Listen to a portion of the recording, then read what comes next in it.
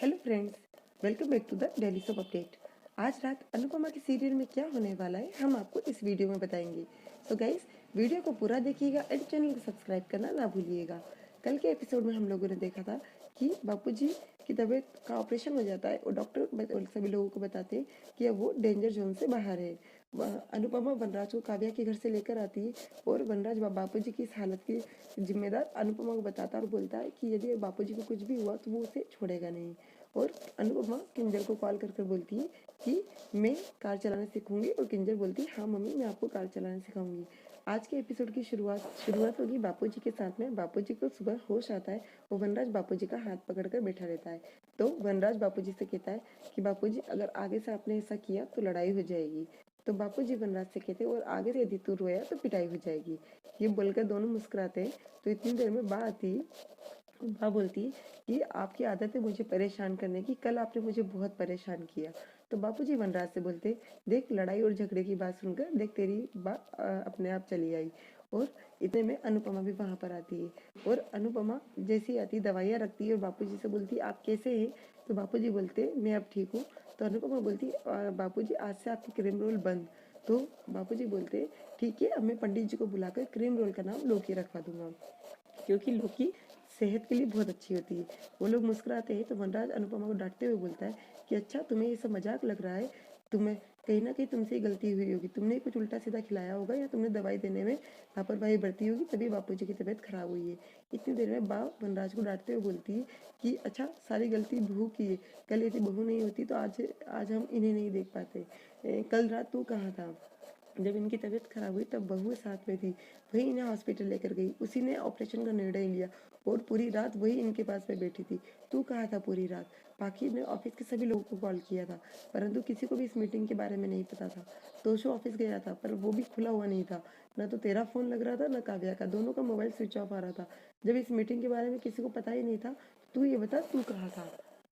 फिर सिस्टर बा को चुप कर बोलती पेशेंट के सामने इतना शोर मत करो।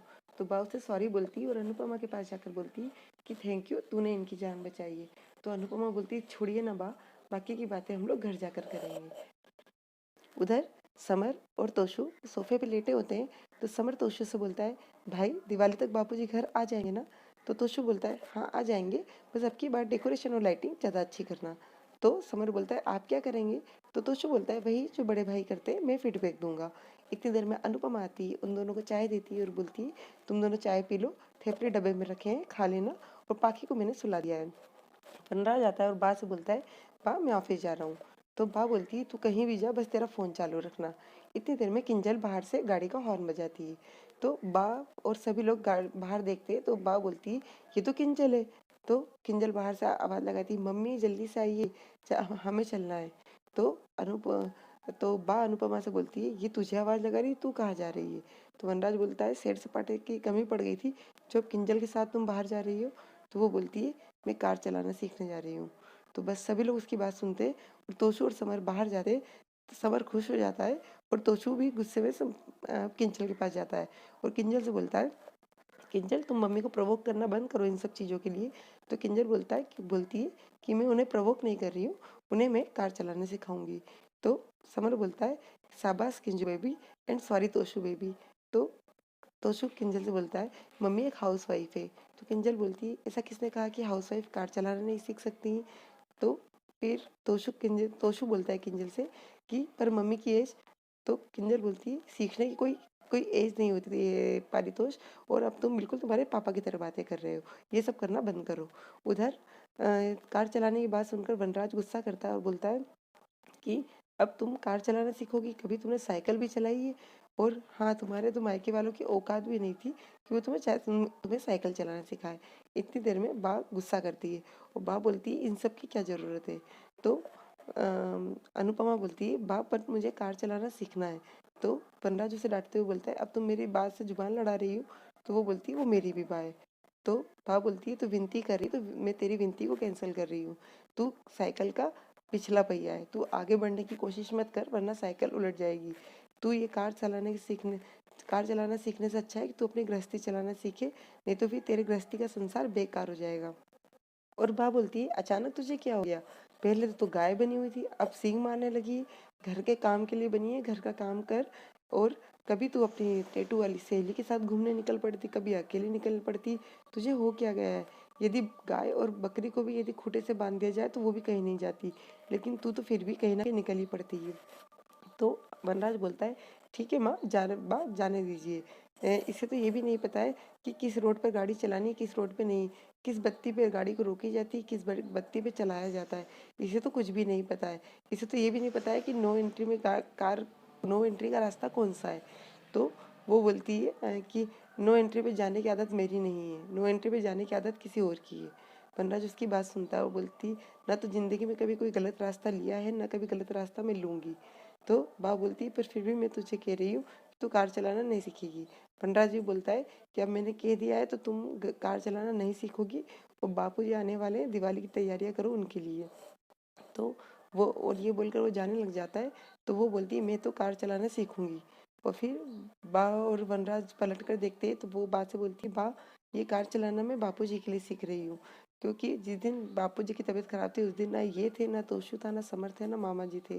सिर्फ थी तो हम तीन औरतें, तीनों लाचार थी। सिर्फ रोए जा रहे थे, सोचते जा रहे थे क्या करें, लेकिन समझ में नहीं आ रहा था कि क्या करें। इसीलिए मैं कार चलाना सीखना चाहती हूँ। मुसीबत कभी भी आ जाती है, बताकर नहीं आती, और हमें ऐसी मुसीबत के लिए तैयार होना पड़ता है। आप तो जानती है ना माँ, बा ऐसे बिन बुलाए मेहमान के लिए हमें तैयार होना पड़ता है।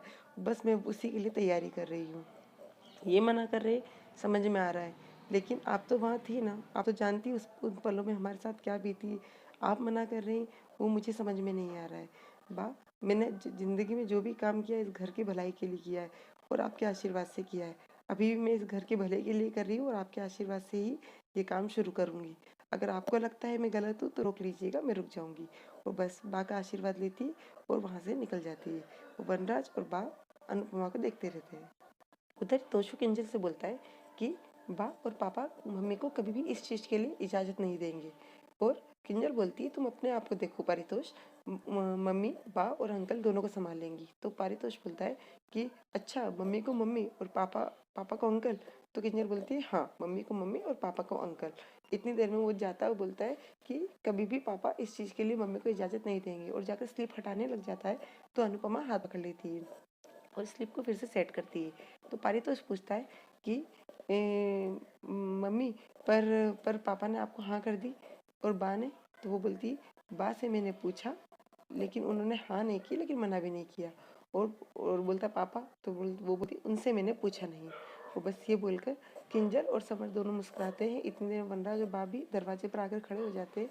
तो किंजल बोलती है, मम्मी इस वाले बटन को प्रेस करके गेट खोलिए और अपनी अपॉर्चुनिटी की सीट पर बैठिए, और बस हम लोग कार चलाना सीखेंगे। तो समर बोलता है, मम्मी जिस तरह से लाइफ का स्टीयरिंग आपने संभाल लिया है, उसी तरह से आप गाड़ी का भी स्टीयरिंग संभाल लेंगे। और बस वो इस ऐसा बोलकर कीज़ अनुपमा की तरफ फेंकती है, और अनुपमा कीज़ को लेकर सोचती है कि ये सब चीज़ें मैं बा और बापूजी की सेवा के लिए कर रही हूँ। बस आज के एपिसोड में गाइस आप यही सब देखेंगे।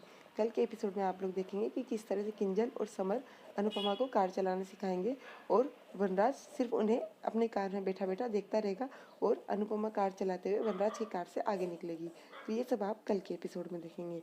और आगे की अपडेट के लिए डेली सुपर अपडेट से जुड़े रहिएगा। हम लोग कल फिर मिलेंगे नए एपिसोड के साथ में। तब तक के लिए take care and bye bye.